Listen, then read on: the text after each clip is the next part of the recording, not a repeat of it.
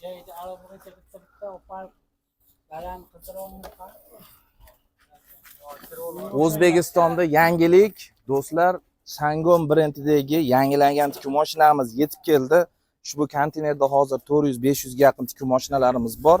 Bu mashinamiz nima uchun O'zbekistonda yangilik deb aytayotgan bo'lsam, boshqa tikuv mashinalarga qaraganda buni ovozi ancha pastlagan. Ya'ni ichiga qo'yilgan motori, mexanizmlari yana ham polirovkani silliqlanib, yumshoq ishlaydigan darajaga keltirilgan va O'zbekiston uchun bu mashinkalarimiz aniq yangilik bo'ladi.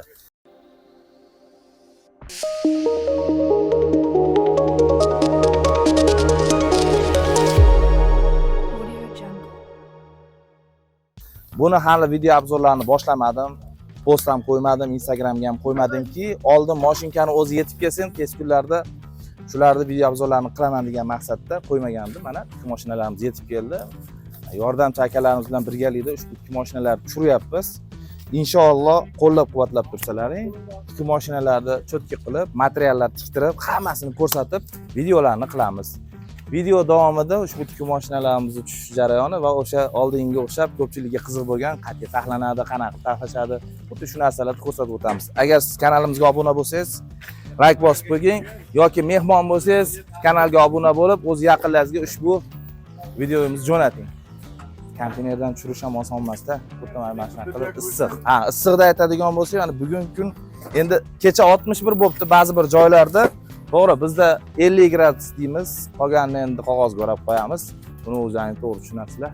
Issiq, hammaga omad, ketdi yo'masam.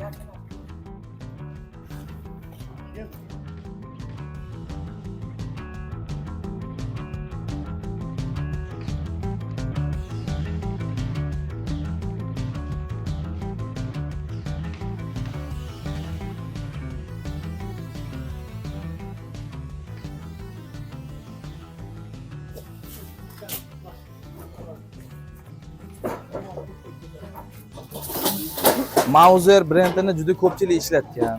Juda ko'plab insonlar bundan foydalangan. Ushbu Mauser brendidagi tikuv mashinamiz ham bor. Hozirroq qoldi. Zakaz qilinganda, o'sha zakazimiz keldi. Mauser brendini xarid qilaman degan do'stlar bo'lsa, ushbu videoda aniq jo'natib qo'ying. Sababi ushbu tikuv mashinalarimizdan bir 150 tani o'zi keldi. Zakaz bor edi, o'sha zakazni hisobiga.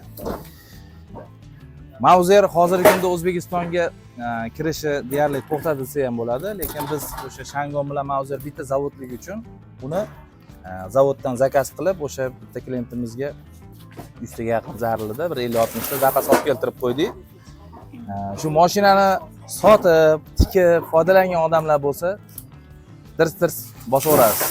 Nomer qoldirdik pastda, shu nomerlarga aloqa qilsangiz chiqarib yuboramiz. Mana yangi fura ham keldi. Bu furaga ham hozir tikuv mashinalar ortiladi, sirazi. Konteynerdan bir ikkitasi u yoqqa tushadi, qolgani bu yoqqa. Aylantirib to'ldiramiz. Bosing. Shangon brendidagi tikuv mashinalarimiz overlogi ham kelgan. Ya'ni bu overlogimiz N520, mana 514 model. Bu endi yangilangan model. Bundan hozir bu yoqqa taxlayapmiz bu tomonga. Mana oldi ko'rinishini ham ko'rsak, juda ham chiroyli. Bu mashinkamiz boshqa mashinkalardan farqi, buni tezligi 6000 tezligigacha chiqadi. Boshqa overloklarimizni eng yuqori tezligi 5000 bo'lgan. Buniki endi hozir 6000 gacha ko'tariladi. Yana bir narsani eslatib o'taman. Ushbu Shangon zavodimizni tashkil topgan yili mana 1965. 65-yildan maqasi chiqib keladi. Hozirgi kungacha eng kuchli rivojlangan davlatlarga ushbu Shangon brendi va bundan tashqari boshqa o'zini yana qo'shimcha 6 xil brendini yetkazib borgan. Yangilangan modellarimiz juda ham zo'r.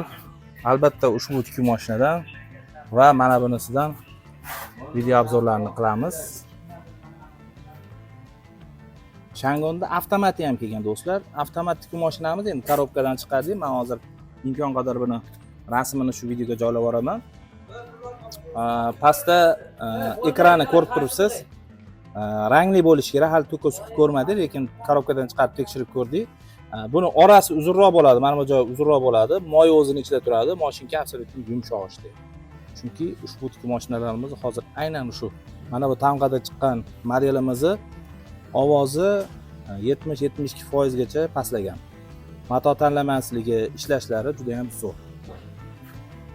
Bu tekshirib qo'ydik, bularni korobkadan chiqarib rasmga olib oldik. Bugun nasib qilsa magazinga olib borib yig'ib bularni keyin sizlarga taqdim qilamiz. Buni ham endi dublikati bo'lishi mumkin yoki chiqarishi mumkin. Odamlar endi bilyapsiz, hozir arzonlari tushib ketadi. Mana bunga o'xshagan shtrix kodli. Buni dublikatini, ya'ni podelkasini chiqarib bo'lmaydi. Modeli, qolipi hamma yo'q alohida bo'ladi. Garobkada yana aytib o'taman, o'sha 1965, salkam 40, 60, 20, 70 yillik stajga ega. Avellolarimiz mana shu holatda, aytganimdek bitta konteynerdan tushiramiz. Oldi ko'rinishlari, hamma narsasi xullas o'zgargan.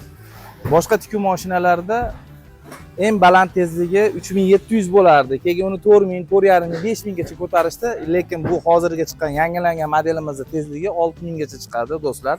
Tez kunda, ya'ni tez kunda emas, inshaalloh ertaga o'sha videoni qilishga harakat qilaman. Korobkasidan ko'rib ajratib olsangiz bo'ladi. Eng sifatlisi. Bu yoqda hozir ichkarida yuklarimiz chiqyapti, olib tushyapmiz. Kataloglari kelgan, hammasidan kelgan. Xudo xolasa sifatli zo'r mashinka, sexga olib foydalansangiz, sexdagi ishchilar, tikuvchilar rosa xursand bo'ladi. O'zim ham shuna mashinadan olsam deb niyat qilib yurishadi.